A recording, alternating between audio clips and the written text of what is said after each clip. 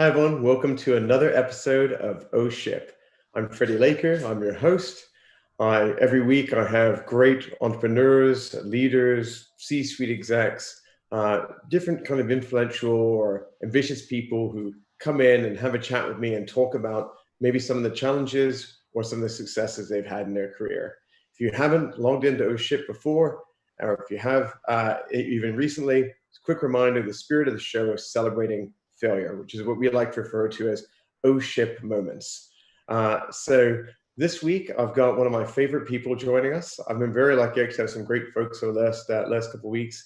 We're having Veronika Sonsev, who's the co-founder of Ecommerce Next, but she also happens to be one of the co-founders of Chameleon Collective.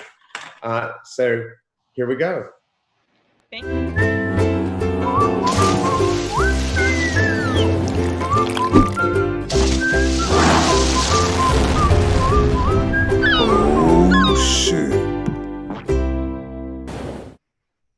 So I'd like to formally welcome my friend Veronika Sonsev on. Hey, Veronika, thanks for joining. Freddie, thanks so much for having me. It's a pleasure to be on the show today. Yeah, we get the pleasure of getting to chat all the time, and I'm always getting to pick Veronika's brain, but it's nice to do it on camera for once. One of the things I love about Veronika is she's got a great entrepreneurial story. She founded a great company called Spark. She exited with a number of years ago. Luckily, I was able to be introduced to her right after that when we started doing Chameleon Collective, and now she's at the forefront of the retail industry with her conference, Ecommerce Next, which is obviously dealing with its own oh ship moment. So I feel like we're going to have lots of interesting things to talk about today. I'd love to just kind of help the audience get to know you a little bit better. What's your greatest success and maybe what's your greatest failure? And I don't know, those are the same thing, two things, but I'd love to hear. I love that you're starting with the big meaty questions, right? Yeah, go to the big stuff. I would say that my biggest success and my biggest failure are really the same thing in many ways. It was the founding of my first company, InSpark. It really, it was an amazing experience. InSpark itself had a number of pivots. We started out with a consumer app that was meant to make group communication easier across multiple platforms. We then, we had this viral feature in it that people were really intrigued by. And when we pivoted the business to license out that functionality and retail, that's kind of how I got into retail, was one of the feature basically became the entire company. The feature became the company, and then we kind of expanded it from there. And it was a huge learning experience. I had come from a big company, AOL, then joined a startup and ran business development. And I had a lot of experience in my domain, like business development, I knew inside and out. And then when you start a company, you have to wear all these different hats and do all these different things. And it was, I think of it as one of the best experiences of my life because it was like getting a second MBA. You're learning so quickly, just trial by fire and figuring out all these different things. But it's also really challenging because the market is moving so quickly. It's dynamic. You get all kinds of external pressures, and not to mention just the financial constraints of, going from having a steady paycheck to running a company that is more cash constrained. It was just an insane experience. And InSpark did exit, but I like to kind of couch it in, it wasn't like a grand exit. It was an exit that helped our investors get money back and kind of put the company in a good place. But it was a lot of challenges along the way that is that why the camera looks so steady? You're not calling us from the InSpark yacht right now, then? Yes. So we're not seeing any motion. That's good. That's good. Yeah, I'm not calling you from the iChameleon Virgin Islands base either, so no worries. Right. Yeah. It's amazing, I always tell people, I wish I started a business earlier because there's nothing that can prepare you. So you just kind of have to learn by doing and really get into it. But it is hard. And there's a whole bunch of stuff I want to unpack here real quick. Yeah. So for you said nothing really prepares you. So what were you doing before that? And what made you take the leap to being an entrepreneur? Because that's a big leap for a lot of folks. Oh, it's a huge leap. I think, you know what it was? So I was running business development for a company called JumpTap. They were a mobile ad network. When I joined JumpTap, they actually also had a huge pivot. They were trying to be a white label search engine, kind of helping carriers power their own portals and creating like a search experience for them. And when we launched advertising, I had just joined the company. Nobody in the company had an advertising background. I spent time at AOL. I had knew something about advertising, which was more than most people in the company. And they sent me to Spain to, our first client was in Spain, Telefonica, and they sent me to Spain to launch the ad network. And I had to go door to door. I don't speak Spanish, like figure out how to sell a product that no one has ever seen, mobile advertising in Spain. and it was crazy, but like I was really kind of put on the books, the first $1 million of revenue for the company. I did this like not speaking the language. I'm still trying to imagine. It's like, hola amigos, mobile phone now or something. I don't know where you go with that, but yeah, I'm sure you figured it out though. Oh, I only knew enough Spanish to get past the receptionist. Hola, mi amo Veronika, mi empresas JumpTap. That's like it. Like it's all I got. Don't tell me anything else. I have to switch to English. The receptionists were probably listening in on the call. Normally they just turn all this down and they're like, no, this is going to be a good one. Let's send her through and just listen in on this one. Yeah, no, it was a crazy experience. But I think the thing that kind of, the thing from that experience that made me want to start a company was I knew that I was critical to JumpTap's success. If I hadn't been there and did what I did, like I knew that they couldn't have gotten to the next step in their journey. And it made me, I think in many ways, probably overly confident in my ability to be able to do it all myself. There's so many aspects of the business that I really didn't understand or didn't know, but I knew this one critical aspect of it I had really made a big difference. And so that kind of started planting that seed in my head. And then from there, I started kind of looking for ideas. But did someone else push you over the edge, or I mean, did you bootstrap it in the beginning? Because again, it's all pretty scary stuff to make that jump. I mean, I bootstrapped it for a long time. Yeah, I mean, no one pushed me over the edge. Like I was comfortable and happy, and like had a great relationship with the team there. I still have a great relationship with the CEO of JumpTap at the time. And by the way, when I say push you over the edge, I didn't mean in a screw this job, who's coming with me kind of moment. I meant to go, hey, I'm gonna go start something. I'm gonna kind of jump out there and do my own thing. Just to be clear. Oh yeah, no, it was really, for me, it was just I thought, like I said, I was overly confident. I felt like I played a big role in this company's success, and I thought that I could do it myself. I probably read too much TechCrunch, and like anyone who reads too much TechCrunch, it seems like everyone is successful and it's so easy, and you just raise like millions of dollars and then you go on your way and be a founder. And so I kind of was working on things, and at one moment I was like, I don't really feel like working on them on the side. I think I'm just going to quit. I have money saved up. I can do this, which is definitely not what I would recommend to people. I would get a business much further along than I did before you quit, but that was my idea.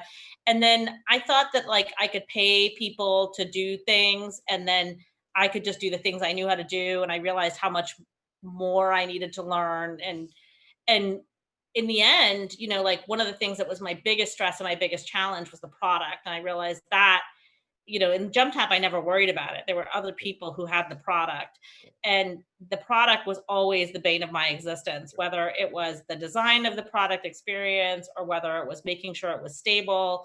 Like that was always like, I would get the damn pingdom alerts on my phone in the middle of the night when things went down, and just twitching every time your phone vibrated. Every time. Oh my God. The day that I could uninstall Pingdom from my phone was the greatest day of my life. Better than the exit. So funny. You went back to product, which was in the little notes I was kind of scribbling about what I wanted to go back to. I think there's something really interesting about you saying basically that a feature became like the whole business, the pivot of it. And that's a kind of hard thing to do, for some people, if maybe they were more product centric, to kind of go, hey, I had a stream of this, and now it's this one little sliver of the bigger thing that is what we're going forward. Or you might say, you know what, actually we didn't care. We're so excited that someone was excited about even a part of the product, and that was something we could rally behind. Did you have a feeling like, what was that moment like when you guys went from here and said, we're going to pivot down to this portion of it, even if that was the whole driving engine of the company? Well, I would say, first of all, like, I was crazy to start this company. It was a consumer focused business, and I am not a consumer, like a product person should start a consumer focused company. Yeah, yeah. I'm like a business development person. So it was, I don't know what I was thinking. So once we kind of pivoted into this feature, the great thing about that was the feature was something that you would take to market via sales, and I knew how to do that.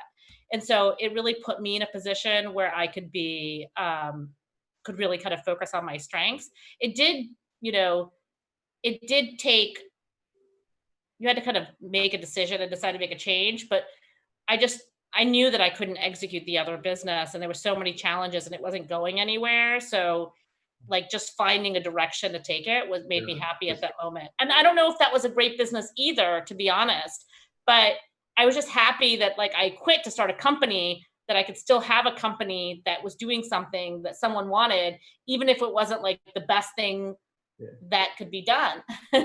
One of the things I always tell people when talking about startups is like, there's that classic old saying, like, the business that you set out to have is really the business that you kind of end up having, because I think what you have in your mind is so different from, where things end up or how once customers start reacting to it. And maybe part of the success of entrepreneurs is those that are flexible enough basically to deal with that change and being willing to pivot. I've certainly had multiple times in my life now where I think I had one thing I wanted to do and it turned out completely different. Frankly, Chameleon Collector has been that way. Guide was certainly that way.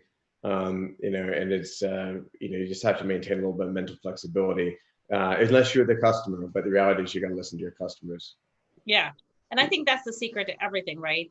It's listening to your customers. You always have to kind of have your ear to the ground, figure out what they need and why they need it, and then ultimately how you can deliver a product to them. And so I'd love to use that to kind of jump to what you're doing now. So obviously we're involved together in a lot of different sides of the retail practice of Chameleon Collective, but I want to focus in on Commerce Next, because I think you've got two interesting challenges in front of you.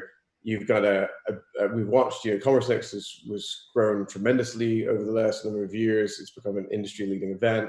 Congrats on that. On a side note, it's been fun to watch.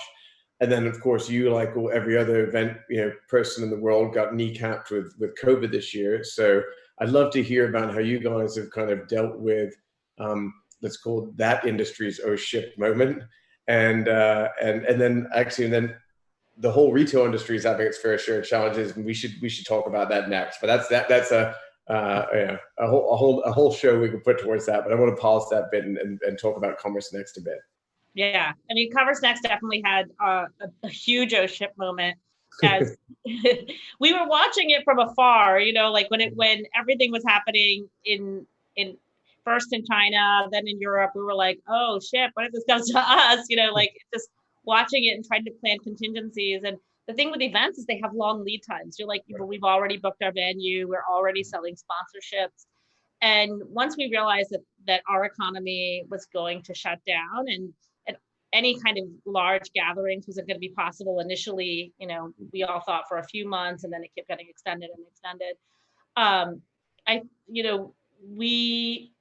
It took a little bit, and I want to kind of acknowledge my co-founder Scott Silverman, because he was really the one who was like, look, this is happening, it's impacting the retail industry tremendously, we should do a survey, and there's no data out there, let's just get information. And then that survey kind of led to us doing our first webinar, and our webinars kind of led to us doing virtual lunches and ultimately our virtual summit. But it was crazy. Like, I think no one has any information. And I think it's easy to kind of sit back and say, well, let's just wait and see what happens. And then we can figure out what to do. But we kind of started to react quickly. And we knew we weren't perfect. Like we just were like, we need to get out there and do something. So we did a survey, we had a webinar, and then we just kept listening to our customers, and both from a retail perspective and from a technology provider perspective. So our model is an ad-based model, essentially. The solution provider sponsor and the retailers are the audience. And you know, all the solution providers, they had already invested in us. They'd given us money. They were like, well, just put my money here. Like, we want leads now. We want to get in front of retailers now. Can we do this? Can we do that? And we just kept trying different things and iterating on them and seeing what stuck. Like our first webinars had no video. They were slides and voices. Yeah. And then we turned on video, and then we just kept trying different things. And it's hard. Like, we're not technology people. We are event people, and we're like having to learn how to broadcast live video content. But I think it's turning out really well. Like we've had, you know, thousands of people attend our virtual events. And, you know, a lot more watch the replays. And I think we're keeping the community informed and engaged while also helping our clients, which are the solution providers, be able to get in front of their prospects.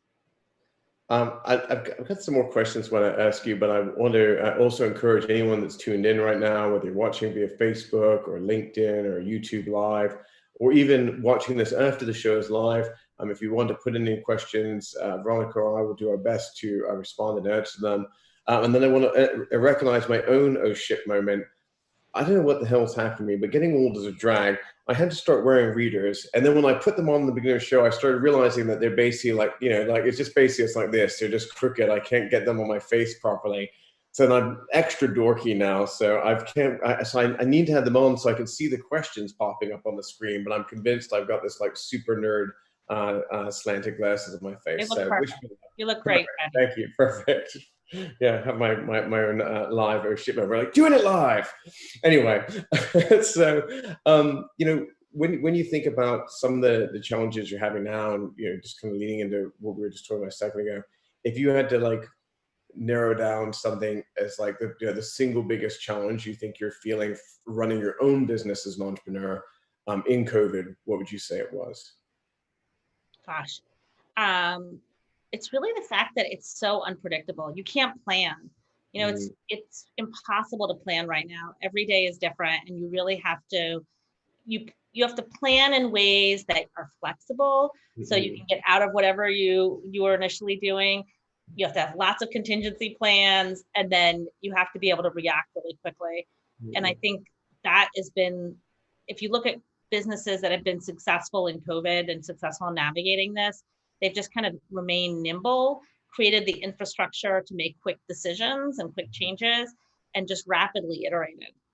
And I would just add one more thing, because I you know, with everything that we've learned over the last few months, and this has been some of the most challenging and also some of the most proud moments of my career, like, you don't have to be perfect. You know, part of it is just get going, learn, do it better, do it better, do it better. If you wait till you're perfect, you probably waited too long. Your community might not be that engaged. It's hard to get them re-engaged down the road. I think there's a benefit to starting early and iterating on what you're doing. It's also important for people to understand, you know, it's okay not to be perfect. In fact, it's actually encouraged. I think a lot of people think, you know, it's like a pressure they put on themselves. And I think people need to embrace you know, imperfection. You know, always love that old saying, we say, perfect is the enemy of done. I've always thought was the best quote. One of my favorites anyway. So you said something a second ago I thought was really interesting. You were talking about how being flexible and being able to iterate and having the infrastructure to iterate really fast and evolve is key to survival right now. Now, taking that idea and kind of applying it to the industry that you're so kind of knee deep in, is that maybe part of the reason why it's so hard and so challenging for brands out there? I think just this week we saw Lord & Taylor and Latote declare bankruptcy. You know, we've seen obviously there's 30 or 40 retailers we've seen out there. It's pretty hard to be flexible when you've got dozens or hundreds of you know, 10,000 square foot or bigger stores. is that what's, is that what you think is hitting them so hard? Like, what kind of things are you seeing, I guess, in the industry that you know so well? Like, how are people trying to pivot around this stuff? I mean, it's a big meaty question, I know, but I Yeah. wasn't sure what might pop to mind for you. Yeah. So I've been speaking, obviously, I speak to retailers all the time. I've been speaking to them a lot. And I think, retailers have been agile in ways that they've never been agile before. It's pretty amazing. I've heard stories about, having direct, like before, actually Jason Goldberg, he is the chief strategy officer at Publicis. He says that like when the retail companies were recruiting their head of e-commerce, like the CEO calls you, tells you how important it is to the business, how important you'll be, and oftentimes that's the last time you see the CEO. And then now, like they're basically like on the phone with you every day because that's the only part of the business that's really running. Yeah, right. But I think that part of that is all of the bureaucracy, all of the silos, just out of necessity, have been taken down, and decisions are being made faster. They're having calls and really iterating. I've seen retailers set up curbside pickup in a matter of like weeks, and oftentimes this was something that was on their roadmap but just further away, and they kind of brought it up in timeline in response to COVID, contactless payments, things like that are COVID necessities. The biggest challenge, though, is store leases are not flexible. You sign, 10-year leases and the store is closed and you can't get out of it and you have all this merchandise stuck in the store. The best you can do is try to use it as a shipping hub and ship from that store. But A you very still have expensive shipping hub. Everyone very else's one expensive is in shipping hubs. Kansas or something. Yeah. Yeah. So, for companies that are strong to begin with and that had strong balance sheets, they can survive that. But for companies that were already struggling to make that transformation into digital, they were struggling financially for a number of reasons. Those companies, when you add that added pressure of having stores closed and softening demand potentially in their category, if they're in categories like apparel, it was hugely challenging. I love this concept. It's just like, I think COVID's been this kind of great accelerator. Obviously there's incredible tragic human loss, there's a lot of extremely negative things that have come out of it, but I do try and find silver linings and things. And it's been a huge transformation agent for a lot of businesses, and those, I think, come out of it are going to be basically battle hardened, if you will, but some of these, especially retailers, which are more traditional businesses, they've been around a little longer. Maybe some of their old processes and ways of working and things like that are a little more stuck, and those all just got smashed to bits, basically. And I think that's exciting. So, by the way, I can see, I know I heard one or two barks in the back. Oh shit! Trying to mute them. They're like no, we embrace the dogs barking. What's going to happen? Your dog's going to start barking, and then my bloody Pomeranians are going to start barking, and they're way more annoying than your dogs. And then it's going to be just a real. We'll both mute, and then we can just awkwardly stare at each other and hand signs things. It's going to be great. It's going to be the best episode ever. Don't worry about it. Try to put the dogs away, but Yeah, I used to have this third Pomeranian. He unfortunately passed away about 3 months ago. He was my wife's dog. I have a Pomeranian. My mom has a Pomeranian who lives with us, and my wife has a Pomeranian. And his name is Yanni. And he was very angry. I would be angry if I was named after Yanni as well, the New Age composer. I always feel like he had a little look of shame in his face whenever we call him. And I used to joke, he was the instigator. A squirrel could fart 75 miles away from this house, and that dog would hear it, and he would just bark once, and then he'd pause, and then he'd bark again, and then the other dog would look at him and be like, oh, there's something to bark at, and then she would start barking, and then the third one go, and then all three of them was going, none of them knew what they were barking at. Obviously I miss him dearly, but I can tell you that the O-Ship show does not. So, who'd have been making them all go crazy right now? Anyway.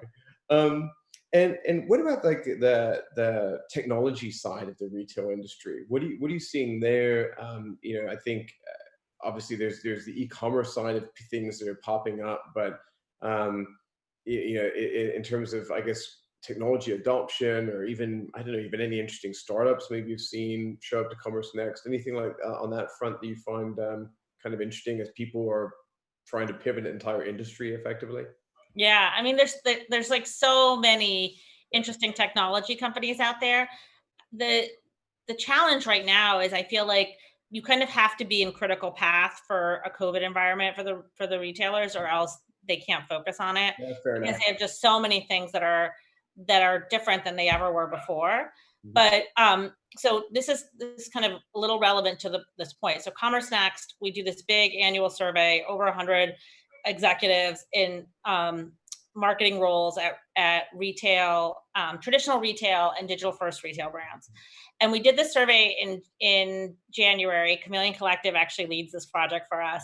And we had the report written, and then of course COVID hits, and everything that people said doesn't matter anymore. They're changing their strategy. So to get the final report out, we had to resurvey in June, and there were some interesting things that we learned from this kind of process. One was overall, like, media budgets and marketing budgets have been cut. And it's not that marketing is not important, but there's a few things that are happening in the industry that are interesting. One is obviously there's a lot of loss of revenue from stores. And even though e-commerce is growing, they want to, like, holistically, shore up the P&L. So they're trying to cut where they can to be able to ultimately kind of improve their bottom line a little bit. The other thing that I've heard from people is, sometimes, because customers had shifted from traditional retail to e-com, in some cases, like, the actual e-commerce operations were totally overwhelmed. They were not designed for this kind of capacity this time of year. And, you know, other factors make it hard to hire people right now to kind of increase capacity. So, why turn on the marketing spigot if you're having essentially a lot of organic demand that you can't even fulfill in a timely fashion. So we know that marketing budgets were generally cut overall, but then we also saw some shifts in marketing budgets. So, like, they were, before, they were experimenting with some of the newer technologies, TikTok, Snap, and a lot of that has been, like, partly because Facebook and Google prices were high. Mhm. People were trying to diversify. When Facebook and Google prices kind of came down with all of the dynamics of the coronavirus, they were like, stick to tried and true. Yeah, I was gonna say, I also, yeah, I feel like people were just like, look, make me money, because you're now the only channel. If they're, a multi channel business, they're like, look, this is where all my money's come, and I need you to squeeze every Yep. last dollar out of Yep. this shit, man. Yep. Yeah. We've And then been. focusing on things that are relevant for at-home customers. So, like, text messaging is one of those things that we saw an increase in. AR, VR. Like, even now that stores are open, you can't try on cosmetics in a store anymore. Like, people, you can't touch things that other people touched. So, like, AR is becoming more of a tool that's used to get people a sense of how the makeup would look on their skin or things like that. So you're seeing retailers I'm always lean in. astounded by those, by the way. The tech on these, augmented reality apps. And for those of you who haven't seen it, maybe some of the gentlemen watching, it's you put your phone up, you look at it, and it really perfectly applies, eyeshadows and lipsticks and Yep. all the makeup on. And it is incredible how good it looks. You normally, I've worked with technology with that in the past. Normally there's something that doesn't quite mesh up, and it always looks perfect. Even when it's been applied to me, I'm a very, very, very ugly woman in drag. But my wife always likes, she's like, look how it looks to me. And she forgets. So when she points at me, it turns to my face. I'm like, ah. But those technologies are crazy impressive. And I think now I feel like they've gone past, like, I don't want to say they were a novelty, but the commercial value of them is without question, the reality, it became a necessity. That'd be Yeah. a nice way of saying, And like, even these if things you're not became like, comfortable this is the downloading, only way you could see this stuff now. of course, yeah. Yeah. And even if you're not comfortable downloading it to your phone, it could be that the store associate has it, and they're telling you to try it on with their iPad or their phone or whatever. So it's become a necessity because people can't touch, try on, experience things the way they could before. I'm gonna put you on the spot, and we're just I can already hear it in a moment. Please don't put me on the spot. No, but I just hypothetical, a friendly bet between two friends, and I'll put a number out to you. What do you think in 2 months or 2 years? So we should be well past COVID, hopefully, and things should be returning to some form of normalcy. People nervousness, and by the way, I hope I didn't freak everyone out who's watching. I'm saying 2 years, but I do think there'll be a huge psychological barrier there, as well as people kind of readapt how they feel comfortable about going out. Do you think e-commerce where it's at now will decline as the mix goes back up, or do you think it may have a tiny blip, but it's going to stay really high? People are still, retail physical locations still have a role, but do you think that these new learned behaviors are going to stick, or do you think there could be a pushback against it? People craving to go out.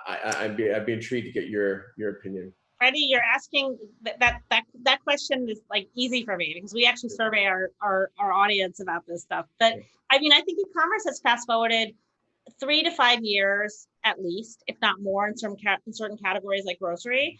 I do think, and we saw it in the numbers, that like it increased and then it'll pull back a little bit when stores open, but it'll never go back to where it was. It's always going to be a bigger percentage of overall sales than as a channel than it was prior to COVID. I think that's, in many ways, e-commerce is the winner. And part of it is just rebalancing. The other thing that this is just, everyone has known this, and it's just playing out in a much more accelerated way. But the US is overstored. We have more square feet of retail space per capita than any country in the world, twice as much than the next highest country, which is Australia. It's like our military budget. So it's military and retail, 2 to 1 on anybody. We got it.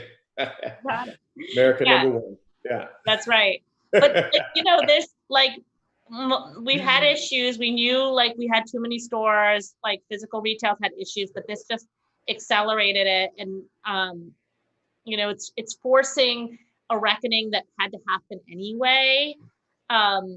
And the reality is it may, as a result of the fact that it's happening faster, grab more, may take more people down with it than it would otherwise. But this was happening and it just made it happen faster. Speaking of research, we also, Chameleon Collective, we've also released a white paper in the last couple of weeks called Into the Blue, a guide to the post-pandemic world. And the whole purpose of it is analyzing, as you know, basically looking at the ways that we work, the way that we live, and the way that we interact with each other, and how we think all of that's going to change post-pandemic. And some of the stuff that I thought was so interesting in there was this concept of learned behaviors. Yeah. And we put in there that the study that we had found was that after something had been done for 66 consecutive days, it became a learned behavior and it stunk. Now we're starting to look at learned behaviors that are now 3, 4, 5, 6, 7 months, and the impact that I think is so interesting is maybe there are people that have always been e-commerce users and that go to stores as well. But I would say that there's been like these people that I would have called like never e-commerce people. Like they were maybe a certain age demographic. Like I'll use my mother as an example. She's 82 this year. She was not going to be an Instacart person. She was not, she liked going to Target or Walmart or whatever she wanted to do to go buy random stuff. And she's like, I don't know if I'm going to do that anymore. She's like, and go away, I'm in the middle of shopping for something. And it's just kind of astounding. And I think I think those are the people that it's like, it's going to make the change so massive, and it's going to stick. So yeah, my mother used to call me to place like Amazon orders. Yeah. She would like literally call me and she's like, "Can you get me this on Amazon?" You're her. I was like her personal Amazon. Now she like the last time I saw her, she was like, "I have Prime now. I can get it for myself." And I was like, "Oh, fancy, fancy schmancy. I like that." So just don't want to be conscious of time. I'd love to just ask you a couple more questions. So first of all, I'm going to compliment you on there and embarrass myself and you a little bit. So you and I got introduced through another great, retail innovation person, Dana Randall. Yeah. And, when I first met you and I actually didn't have any prior history behind that. And I was just so impressed with you that we ended up, just really connecting first and being, you're great partners together in Community Collective. And I've always kind of said that you're basically, as my most professional description, a total badass that keeps me on my toes and makes me want to work a little harder to make sure I keep up with you. But what are you not good at? What am I not good at? I'm not good at a lot of things. Gosh. I'm terrible at product. I am a terrible product person. Okay. Yeah. I need to have something, so I'll take. I'm terrible at running. I'm like the worst runner, but I like doing it. But I'm very happy if I've made a 10-minute mile. I'm like, yes. Oh my God, you're doing better than I'm doing. I'm more of a theoretical workout person. I bought one of those mirrors, those interactive mirrors. I've used it 15 times since I bought it. 13 of those times were product demos for other people where I'm like, check this out, look how cool this is. The other 2 were me working out. It's such a cool product, but I just can't get into exercise. I hope I get there eventually. And I guess as a final question, is there anything that you wish you'd known 10 years ago, or if you could go back and maybe tell yourself at an earlier part of your career, any advice you would have given yourself, or potentially, any of these entrepreneurs or leaders who might be watching right now? Oh gosh, I would say that there's not a linear path to things that you do. I think sometimes we have this habit of saying, I'm going to do this, and then I'm going to do this, and then when I get to this point, then I'm going to start a company, or when I get to this point, then I'm going to do this. And sometimes I think that stifles our opportunity. And You can't see opportunity if you're so fixated on, I'm trying to go from point A to point B. And along those ways, you have to be open that there may be better off going to C, D, E, or F. And I would even say more than just being open that you can go to C, D, D, or F. It's like, you don't have to follow that. You don't have to follow the path that everyone else follows. That's probably the advice I would say. And look for ways that you can take shortcuts. If your goal is to start a business, then figure out ways to do that, even in smaller ways earlier in your career, and kind of just great entrepreneurs. And I learned this when working with some of the greatest entrepreneurs, including you, Freddie, and my former business partner, Richie Hecker. Good entrepreneurs, they don't follow a path. They they're always looking for the shortcut. They're always looking for oh, I could just do this, or I could just talk to this person, and I could just, and it's like that. I think sometimes when you come from a traditional background or a corporate world, you want to follow that path. Yeah. And part of it is you don't need to do that. There is no path. There is no path. Yeah. Just figure out where you want to go and start maneuvering there as quickly as you can and learning what you need to learn to get there. And the best way to learn is to do. And so that doesn't mean don't plan, but you don't have to plan everything. You just have to kind of have a thesis, figure out how to test that thesis, figure out the first few steps, and then just start doing. That's great advice. And I love ending the show on a high note. I think that's a really salient piece of guidance for anyone that's watching out there. I hope everyone that watched had a great time today. Just as a reminder, you can find us on Facebook at facebook.com/OShipShow, or even facebook.com We Are Chameleons. You can also follow us on Twitter at twitter.com/OShipShow.